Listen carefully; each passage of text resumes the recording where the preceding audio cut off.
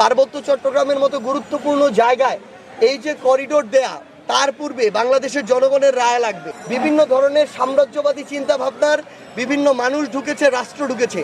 এই সুযোগ আমাদের বাংলাদেশে আমরা হতে দিব না। অন্তর্বর্তীকালীন সরকারকে বলবো যে সামগ্রিক বিষয় পর্যবেক্ষণ করে সেই সিদ্ধান্ত যেন নেওয়া হয়। ইন্টারিম সরকারকে আমরা অনেক জায়গায় দেখছি যে তারা গুরুত্বপূর্ণ জায়গাগুলোকে কিন্তু অবহেলা করছে। এই জায়গা অবহেলা করার সুযোগ নেই। এবার আমরা এটিও বলেছি আমাদের জায়গা থেকে, পার্বত্য চট্টগ্রামের মতো গুরুত্বপূর্ণ জায়গায় এই যে করিডোর দেয়া, তার পূর্বে বাংলাদেশের জনগণের রায় লাগবে। বাংলাদেশের বর্তমানের যে রাজনৈতিক দলগুলো বাংলাদেশে রাজনীতি করছে তাদের রায় লাগবে। এটা কোনো ছোট বিষয় না। এর পূর্বে পৃথিবীর ইতিহাসে আমরা অনেক জায়গায় দেখেছি করিডোরের নাম করে বিদেশি এজেন্ট এসেছে, বিভিন্ন রকম ইন্টেলিজেন্সের গোয়েন্দা সংস্থা এসেছে, বিভিন্ন দেশ ঢুকেছে, ইউএন ঢুকেছে। ইউএনের নাম করে বিভিন্ন ধরনের সাম্রাজ্যবাদী চিন্তা ভাবনার বিভিন্ন মানুষ ঢুকেছে, রাষ্ট্র ঢুকেছে।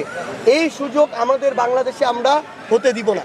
সো এটা একটা জাতীয় সবচেয়ে গুরুত্বপূর্ণ ডিসিশন। এই ডিসিশন অন্তর্বর্তীকালীন সরকার একাও নিতে পারে না।